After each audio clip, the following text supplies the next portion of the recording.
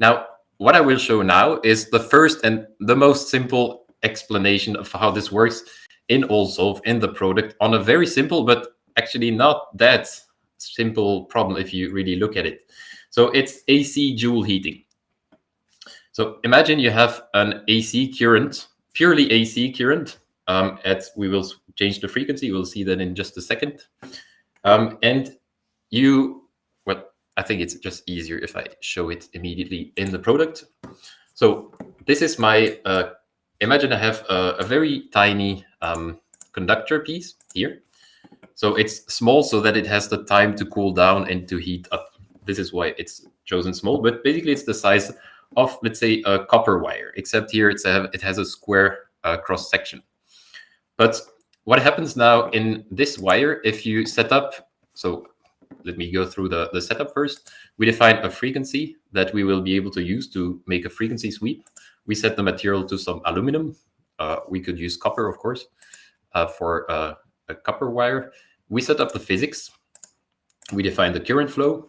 So this is all the physics you can define here, and the harmonic balance is going to work on all of these. You set your constraint. We ground the right side of the cable to 0 volt.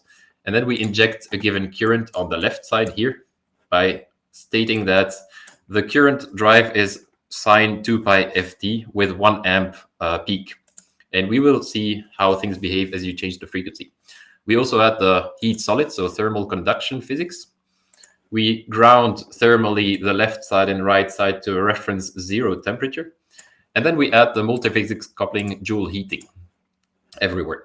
So the joule heating is nonlinear with respect to the currents. So it's the current density times the electric field. And this is a nonlinear behavior that we will just now analyze. If I solve this problem in the way that is usually done, then what I will get here, actually I could run this live. So I make a frequency sweep for this transient analysis. I will run for 200 hertz current drive, 400 hertz and 800 hertz. And what we will see is that you have a transient, as I just showed in the slide. And then basically for the higher frequency, you will see that the swing around a static heating is the lowest, and the higher the frequency, the lower the swing. But the lower the driving frequency, the longer the cable has to cool down, and so the higher the swing. If you want to know how much is the swing around the constant temperature, then, well, you can do a transient analysis, of course, and also it's pretty nice. You can actually do several transient analyses at the same time, but still, it's a transient analysis. And if you want to know what's the swing value, it's not the most convenient way to do this. But so the alternative way to do this is actually to do the harmonic balance analysis. So what you do is that you use what we call multi-harmonics, the harmonic balance here. You select what's the harmonics that appear. Here we will have a constant part. Actually, we will have no component in the heat at the driving frequency. We will also have a component in the heating at double the driving frequency. And then you basically run, in this case, a frequency sweep from 1 to 501 hertz by 41 equidistant step.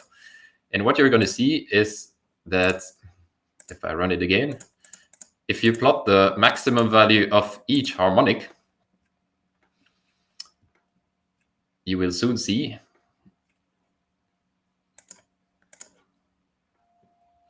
just a second, they are arriving. So harmonic 1, 2, 3, 4, and 5. So now I just ran 41 runs at the same time. We get the whole curve. And what you can see is that you have the constant heating, which is on harmonic T1. It's this part.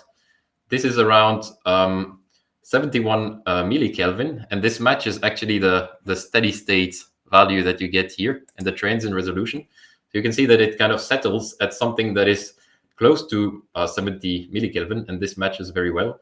And you can also see that as the frequency increases, the swing around the static heating decreases actually. So the blue curve is the lowest frequency, and then this one is higher frequency, and even higher frequency, the swing obviously decreases. And this is also coded here. So the swing is this harmonic 2 in blue and 3 in red. So this is the swing actually, no, sorry, that's the 4 and 5. This is the swing at double the frequency. So you can see that you have a static heating in steady state, and this doesn't change with frequency in this case. But then the oscillation and the swing decreases as the frequency increases. And one other thing to notice is that it's 0 on harmonic 2 and 3, and on the harmonic 4 and 5, which is double the driving frequency, this is where you have actually the swing. And this you can see here. Here I'm just driving one period of AC current, and you can see that you have 2 oscillations for the heating. So obviously it's double the frequency, the swing around the static heating. Now, this is a very simple example. Like what I could show as well here is the script that is associated. So really compact script. So Yuka mentioned, we generate automatically the script, and you can see it's the multi-harmonic or harmonic balance method in action. So you can cherry pick exactly the harmonics you want for each different field. So this is for the electric potential field, and this is for the temperature field. And otherwise, the equations remain the same. It's just automatically treated by the software. Now, this concludes this very simple electrothermal heating part.